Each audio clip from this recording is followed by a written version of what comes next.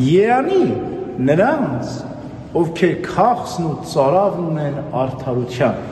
որտև նրանք պետք է հագենան։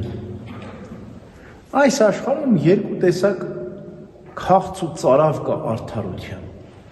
Մարդկային արդարության քաղց ու ծարավ կա եւ աստվածային կամ հոգեվոր քաղց ու ծարավ կա արդարության։ Առաջին արդարությունը ինչպիսին է, երբ որ մեզ վիրավորում են, երբ որ ներածում են, մեզ հալածում են, մեզ չարչարում են, մենք արդարության քաղց ու ծարավ ունենք։ Տեր Աստված, երբ պետք է արդարությունը հաստատվի։ Երբեմն հաստատվում է այս աշխարհում արդարությունը, երբեմն չի հաստատվում, բայց ի վերջո ահեղ դատաստանին ամեն ինչ իր տեղը կգնի։ Արդարությունը կհաղթահարի, աստվածային արդարությունը կլինի։ Մեկ ուրիշ տեսակ արդարություն կա, աստվածային արդարություն։ Ավետարանում Քրիստոս ասում է. «Փնտրեցեք երկնքի արքայությունը եւ Աստծո արդարությունը, մնացածը ձեզ ավելիով կկտրվի»։ Ինչ է Աստծո արդարությունը։ Դա մեր մեղքերի թողությունն է, ասում է Սուրբ Գրիգոր Տաթևացին։ Որտեղ Աստված արդար է, պետք է դատի բոլորին։ Մեզ էլ պետք է դատի։ Ամեն մեկին պետք է դատի իր մեղքերի համապատասխանությամբ։ Հիմա մենք ուզում ենք, որ Աստված մեզ չդատի։ Բայց եթե ուզում ենք չդատի, ուրեմն Աստծո արդարությունը այս աշխարհում մեզ վրա պետք է կատարվի, որպեսզի հանդերձյալ կյանքում մեզ վրա չիրականանա այդ արդարությունը։ Մենք եթե այստեղ մեղքերի թողության արժանանանք, այնտեղ դատաստանից կազատվենք։ Ուրեմն մենք ուզում ենք, որ այս երկրորդ աստվածային արդարության քաղցն ու ծարավն ունենք, մեր մեղքերի թողության քաղցն ու ծարավն ունենք։ Տեր Աստված, մենք ծարավում ենք քեզ, մեր մեղքերին թողություն տուր, այստեղ դատիր, այնտեղ մի դատիր, չէ՞։ Այս է մեր խնդրանքը։ Հիմա այսօր Եվստաթիոսի տոնն է, նրա կնոջ Թեոպիստոսի եւ երկու որդիների։ Ուրեմն ով էր Եվստաթիոսը։ Եվստաթիոսը հռոմեական նշանավոր զորավար էր։ Մի անգամ որսի էր գնացել, տեսնում է, թե ինչպես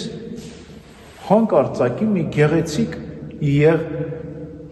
եղջերու է իր առջև հայտնվում։ Այդ եղջերուի եղջյուրների մեջտեղում լուսեղեն խաչ էր։ Զարմանում էր, շատ էր որսայել, բայց այսպիսի բան չէր տեսել։ Եվ հետապնդում է այս եղջերուն, բայց եղջերուն փախչում է, չի կարողանում նրան հասնել։ Մեկ էլ լուսավորվում է այդ եղջերուն եւ մի ձայն է լսում։ Խաչի նշանով, եթե հավատաս խաչալին կփրկվես։ Եվ անհետանում է, տեսիլք էր տանի։ Վերադառնում է տուն,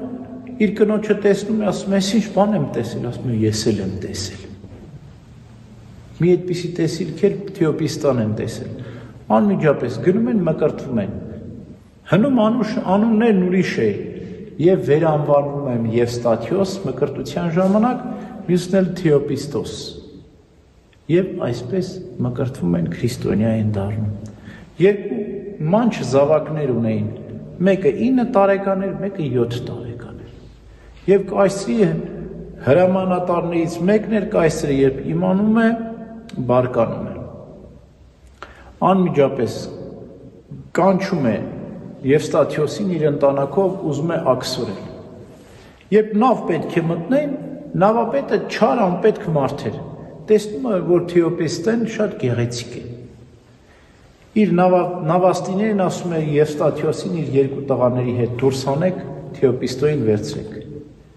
Եվ վերցնում են այդպես, կնոջը վերցնում են, ամուսնուն երկու տղաների հետ դուրս են անում նավից։ Շպրտում են ու նավը շարժվում է։ Բայց հենց նավահանգիստից դուրս է գալիս, նավապետը կաթվածահար է լինում, մեռնում։ Ասեք, Աստծո արդար դատաստանը անմիջապես նրա վրա է հասնում։ Մյուս նավաստիները բացահայտ տեսնելով Աստծո պատիժը վախենում են։ Ասում են, ես կնոջը ձեռ չտաք, դուք էլ կմեռնեք։ Եվ այդպես նավը գնում է, ասում են, թողեք այս կնոջը բարբարոսների ափը թողեք, որ ազատագրվենք Աստծո պատժից։ Եվ գցում են բարբարոսների ափը, եւ բարբարոսներին ասում են զգուշ եղեք, ես կնոջը ձեռ չտաք, ով սրան մատով կպնի, կմեռնի։ Եվ այդպես մնում է բարբարոսների մեջ, բարբարոսները ավելի բարի են գտնվում, քան հռոմեացիները։ Սիրով ընդունում են Թեոպիստեին, նրա խորհուրդներն էին լսում, իմաստուն էր, ձեռքի շնորհք ուներ, բուժում էր մարդկանց, քարոզում էր, խոսում էր, եւ այդպես սկսում են սիրել, աշտել ու պահպանել Սուրբ Թեոպիստեին։ Սա այսպես։ Հիմա տեսնենք Եվստաթիոսն ինչ եղավ։ Եվստաթիոսը իր երկու որդիներից նավից մնալով, լացելով, ողբալով գնում է, մոլորված, չգիտի ուր է գնում։ Մի գետ է տեսնում, ասում ես գետն անցնեմ։ Գետն անցնելուց երկու տղաները չեն կարողանում գետի ընթացքին դիմանալ, մեկը գետը քշում է, տանում է մեկ ուրիշ տեղ, մի ափ է հանում, մյուսին տանում է մեկ ուրիշ ափ է հանում։ Մեկը գնում է մեկ այս ափի հովի մոտ, մյուսն էլ մյուս ափի հովի մոտ։ Եվ այդպես իրանից առանձին երկու այդ տղաները հովիվների մոտ մեծանում են։ Իսկ Եվստաթիոսը կարողանում է գետն անցնել։ Ողբալով, լացելով ասում, Տեր Աստված, հոբի նման կորցրեցի բոլորին։ Ինքն էլ գնում է մի ագարակապանի մոտ ու դառնում է մի սովորական աշխատող, բանվոր։ Անցնում են երկար տարիներ, մոտ 20 տարի։ Այդպես լացելով, ողբալով իր կյանքը անցկացնում է Եվստաթիոսը։ Հռոմեական կայսրը հիշում է իր ծառա Եվստաթիոսին։ Բարբարոսների դեմ պատերազմ էր, միայն Եվստաթիոսն էր կարողանում այդ պատերազմում քաջություններ ցուցաբերել։ Ասում է, փնտրեք ամենուրեք, գտեք Եվստաթիոսին։ Գալիս են, փնտրում են Եվստաթիոսին, բերում են հռոմեական կայսրի առջև, ասում են, դու պետք է գնաս բարբարոսների դեմ պատերազմ։ Ասում է, շատ բարի։ Բանակը տեսնեմ, ոնց է, կարող է դիմանալ բարբարոսների հարձակումներին, երբ ուսումնասիրում է, տեսնում է, որ թույլ է բանակը, նոր զինվորագրություններ, զորահավաք պետք է անել, եւ այդպես կայսրության բոլոր տեղերից նոր զինվորներ են բնում, բանակը համալրում են,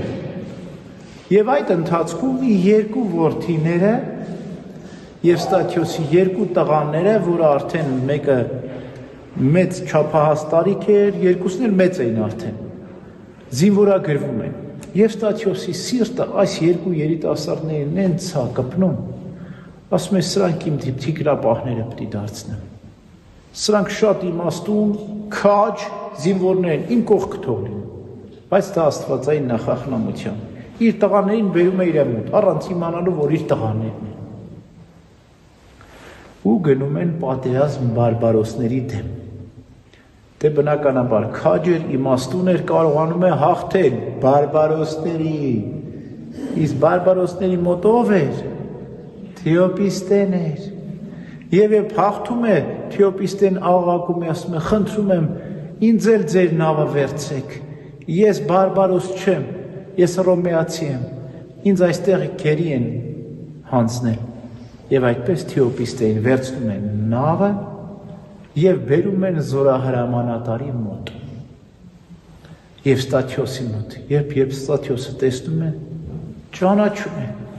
Ասում է, վայ Թեոպիստե, դու ես ողջայքը։ Այդպես ուրախանում են, երջանկանում են, բայց սկսում են ողբալ լացել։ Բա մեր երեխեքն ինչ եղան։ Բա լավ, մենք Աստված մեզ փրկեց։ Բա մեր երկու գեղեցիկ մանչերը, մեր տղաներն ուր են։ Ու այտենց նստում են վրանում, լացում են։ Մի օր են այդ վրանից դուրս մայրը Թեոպիստեն ականջ է դնում երկու եղբայրների զրույցին։ Ու ամեն մեկ իր կյանքն է պատմում։ Դե ասում է, ես փոքր ժամանակ գետն անցնելիս հորս հետ ծովի մի ափն ընկա, մյուսն էլ ասում է մյուս ափ, գետի մի ափն ընկա, մեկ մյուսը։ Թեոպիստեն մի քիչ զարմանում է, ասում մի քիչ նման են իմ տղաներին։ Գալիս է Եվստաթիոսին ասում է, «Էս քո թիկնապահները Ես ինձ պատմություն են արել։ Ով կլինեն սրանք։ Շատ նման են սիրտս քաշում է։ Որ լսում է թե Եվստաթիոս ուրախանում, ասում է այդ մեր տղաներն են։ Ուրախանում է, երջանկանում են, գալիս են, ողջագուրվում են, Աստծուն փառք են տալիս եւ Աստծո արդարությունը երկրի վրա է կատարվում։ Իհարկե հետագայում հռոմեական կայսրը ապերախտ է գտնվում, այս ընտանիքին բոլորին նահատակում է, բայց իրենց համար դա էդի հեչ կարևոր չէ արդեն։ Իրենք Աստծո փառքը տեսել էին, ուրախացել են, երջանկացել են, միասին էլ նահատակվում են, Աստծո արդարությունը կատարվել էր այս երկրի վրա, մնում էր երկնքում կատարվեր եւ բնականաբար կկատարվի։ Այո, դատաստանի ժամանակ բոլոր մեղավորները իրենց գործերի, իրենց արարքների համար պատասխան են տալու։ Ուրեմն մենք էլ խնդրենք եւ ասենք. Տեր, քո ողորմությամբ մեզ քավիր, քո արդարությամբ մեզ մի դատիր։ Ամեն։